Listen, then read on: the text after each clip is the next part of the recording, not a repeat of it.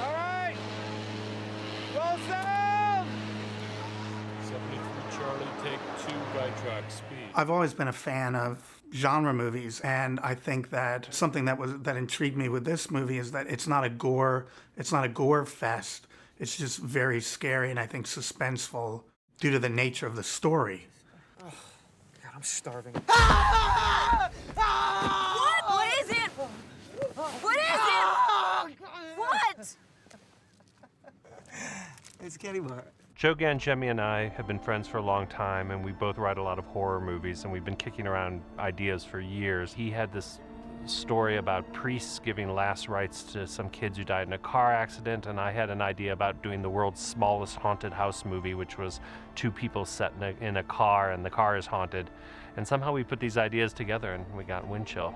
You can plan all you want whenever you're doing a project, but there's still some surprises that come along. And the big one for me was how quickly I came to really like these characters, these unnamed characters. It's a very controversial topic of why no names. We wanted to make this story sort of the essence of Ghost Story. And let's explore the kind of simplicity of 2 people in a broken down car as your essential setting. Let's just try and figure out who they are in this little slice of their lives that we see. The 2 of them are the entire movie, and they have to carry the whole movie, and that's why we needed such good actors. Greg, so am I holding it here for quite a while?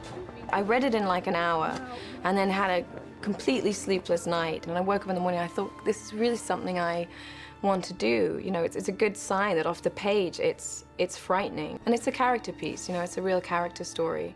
Great roles, you know, for young people to play, and awkward and quirky and real. You get a look at that face? Moody?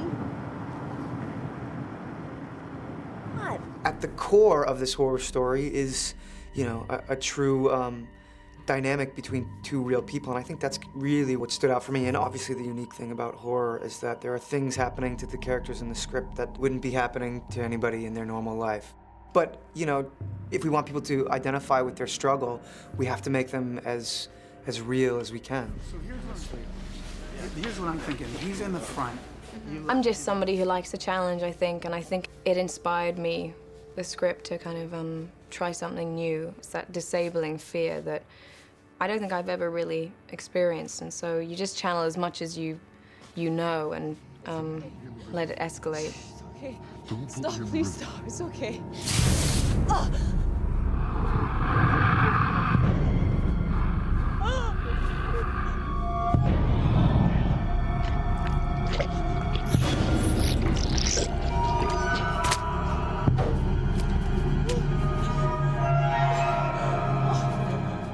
Not only were they able to match each other in terms of acting, I mean, they sort of knocked the ball back and forth. They're both equal to the task, but there really was genuine chemistry between the 2 of them. Quite apparent early on screen, which is just elevates the whole thing. He feels heavier tonight. What do you mean clear people? Someone ran us off the road. There's no parking here. No, we're not. What are you talking about? Didn't you hear what she said? Someone ran us off the road. Of course, I might be willing to let you off with a warning this time, if we can come to some sort of arrangement. It's fun playing this guy because I don't think I've played anything quite like this. The interesting aspect for me is Greg and I talked about him sort of snapping in and out of his memories of his mortal self. He's stuck in a sort of a time warp of when he was alive. You're not going anywhere!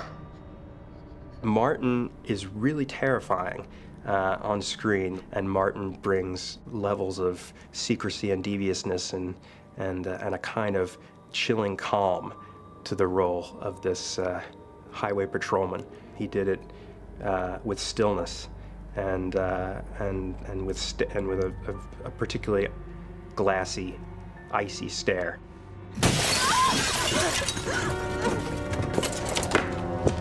Cut. You still rolling? Put the ball in. That was great. Are you okay? Still rolling? When first reading this script, I thought, no problem. Piece of cake. two people in a car on the side of a road, no big deal. And then I read it again. And all of a sudden it started to go through my mind, the variables, the logistics, and I took a deep breath and went, uh-oh, this is gonna be a hell of a ride. Oh my God!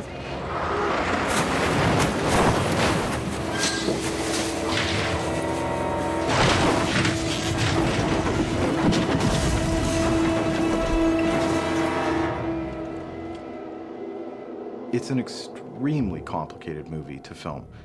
Incredibly difficult because of shooting on location and shooting on the stage and shooting in a refrigeration box. Every scene has to be broken up into numerous parts, filmed one part there, another part there, 3-4 weeks later, and another part there, another 2 weeks after that. All three of them in 3 different environments, separated by time, weather, every variable you can think of in the filming process. For a director to keep that in his brain is a task beyond most mortal beings. Greg's ability to keep grasp of that throughout the entire process has astounded me. I was sort of terrified by the idea of a movie in which probably 60% of the story takes place in a car. And I wasn't exactly sure how to do that. And we cut. It was certainly challenging to figure out how to keep the stuff in the car interesting. And, you know, fortunately, they're such good actors. They were interesting to watch. You know, what I hope to do is just put the viewer in the car with them or in sort of the situations with them without trying to be self-conscious with the camera. But certainly there were times where I felt like, I can't believe I have to film another day in a car. You know? Oh, there's the ruins of an old house or something up on the hill. Our production designer, Howard Cummings, has just been amazing. He built like sort of a deserted house. And I just remember the first time that I saw the house and saw it dressed with like the ghosts. It was like a 3-dimensional work of art. That was a lot of fun to build because we had to engineer it so that it looked like it was falling, but actually, you know, the entire crew could shoot in it and we could do what we needed to do. We designed it so that he could pull the camera all the way through the cabin, sections of the cabin just sort of pull away so that as the guy is searching through the wreckage of the cabin, the camera just sort of drifts through and he's having to work to get through, but the camera sort of like a ghost kind of slides through.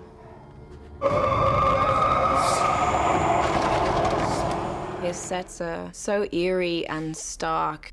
You know, for example, like the car is just everybody's worst nightmare of, you know, sharing a car with somebody, and that's the car you end up riding in. And I just thought all the attention to details, like chewing gum stuck under the dash and like stuff all over the floor and it's filthy, and it really helped because I got into the car for the first time. I was like, this is so unpleasant. It's like, you feel like you're breathing in dust and immediately. And so, you know, he creates these very intimate kind of detailed spaces, and then these huge sweeping sets of the stretch of road and all the kind of trees that he added in, and it was just, it's a very eerie kind of atmosphere in which to shoot that he created for us. We're urging residents to remain indoors as temperatures will plunge overnight with a wind chill reaching 30 degrees below zero. Obviously, the weather is really important for this movie. So we really had to find a location that was going to be some really harsh conditions. So we ended up shooting about 5 hours north of Vancouver, this town called Summerland. And don't be fooled by its sweet-sounding name. I worked with a location manager for 3-4 months to find this location, and it was really a challenge. It had to be a certain width of road, it had to be surrounded by a certain type and style of trees, it had to be something that we could close, literally, put blockades on both ends of the road for 3 months. In its stillness, it's haunted at night when it's lit. It's a stunning location. The logistics of it are horrendous. It's at the top of a 30-minute drive up a mountain, up a closed mining road. It is like working with 150 people and 40 large pieces of equipment, trucks, scaffolds, all kinds of pieces of movable equipment in a corridor that's about 6 feet wide, because it's a road with no other road running parallel to it. So the entire road being a set, once you have a piece of equipment on one side of the set, you can't move it to the other side of the set because you're driving through shot on snow that has to be pristine for the shot. It was actually kind of tricky because everything happens in one spot, so you have to find this one spot where you can make everything work. And our spot had to have a ravine next to it and a hill on the opposite bank. That ravine killed me. That ravine killed me. It was so steep. It's because it has to look like you might not be able to get down it. I mean, it has to be steep enough to the point where you may fall, but kind of not to the point where you actually will fall, hopefully, if you try and remain pretty sure-footed. But it was just up and down, up and down, up and down, and my thighs were killing me. But, everyone kept saying buns of steel by the end of it, and I was like, yeah, just keep that in mind, keep that in mind. But no, I think I pulled every single muscle in my body on this one. This movie should have been called Apocalypse Snow, because it was a real challenge weather-wise. We got no engine, okay? We got no heat. It was compounded by the cold, snowstorms, windstorms, everything you could possibly imagine. Even the texture of the snow was challenging because one day it would be icy, the next day it would be fluffy, or it'd be coming down, dumping down, and then we'd have no snow. You can't even see the falling snow. We had to manufacture snow because it wasn't snowing every day, and we'd have these huge wind machines blowing snow to fill the screen. And the wind machines were huge. I mean, they were 8 foot around, and they were really loud. It's blowing in your face, and you're going like that, and trying not to open your mouth too much, because it goes down the back of your throat, and it chokes you. When every day you went up that hill to go to work, something new was coming down. We were reenacting March of the Penguins live action. I mean, we're barely recognizable. Everybody's got their full parkas on, hoods up to here. The worst night, it was 28 below, and I'm out there in this costume, so I just was not protected, and I'd be out there trying to deliver these lines, and it was so cold that I just was I was losing all I just couldn't concentrate. I had a hard time remembering what my next line was, and there were moments up there I was so cold where it wasn't acting, it was just me responding to these harsh weather conditions. After the first week it was -8, -10, it was completely bearable, but the first week for some reason was 25 below, and your jaw locks out, and you're trying to say the lines, and it's and I couldn't even speak, and your hands freeze into claws. It was unbelievable. I've never felt cold like that in my life.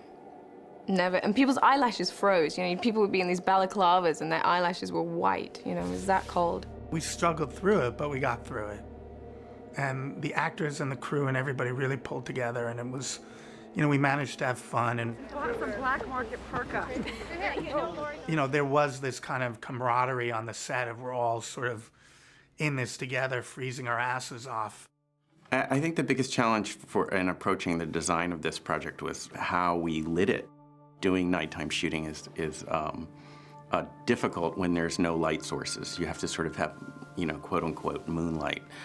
So part of the design of the set and the location had to also incorporate how we were going to conceivably light this location. And we came up with that crazy idea about putting a construction crane in the middle of the set and just hang a big moon box around that. And of course everybody says we were crazy in the beginning, but that was the way we did it. We're talking about a massive crane up a mountain where winds can go from, 20 miles an hour to 70 miles an hour, and a huge lighting rig off the top of that. I've never seen anything like that in all my born days. And it created this sort of incredible, gigantic softbox, essentially. And so it was fantastic because it enabled us to really move quickly, 30 days or something to shoot the movie. I think it was about 22 days on location. And then we were on stage for about 8 days. Let's rehearse it. The refrigerated set was definitely my idea, much to the dismay of, I think, a number of the people, the cast and the crew. I felt it was important to be able to see the breath when we were shooting the stage stuff. Bigger eye thing. You never hear me say bigger. I've never heard you say bigger. No, I just feel like it could be cool to We took this part of the set that was where the car crashed, and created this sort of plastic framed box, and had a big air conditioning company come in and put these huge coolers into the box and humidified it so that you could actually see your breath. Here's what I'm thinking. He's in the front. You left him in the front. And also I felt like the actors needed to be cold. It would hurt the movie if you're not seeing breath in the car. We figured we were finally done with these harsh weather conditions, and we'd go into a nice, warm, cozy soundstage back in Vancouver, only to be greeted with basically a giant refrigerator. I don't know the exact temperature of that ice box on the stage, but it was cold, and every chance I got, I hopped out of the ice box. I mean, there was a lot of people in a small place, and it was very, very cold, but it worked. And action. The next time I read a script and the word snow appears in it, I might just set it quietly aside.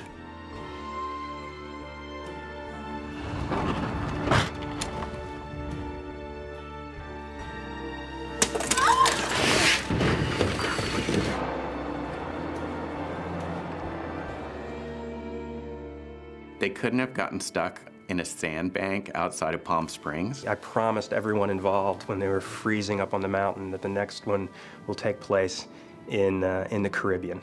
Yeah, I can't handle any more negative 28. It's not for me. My next movie will be entitled Easy Breeze. And yeah, it'll be shot somewhere in the Caribbean, and but with the same crew. And get to see everyone in their Bermuda shorts for a change instead of their snow jackets.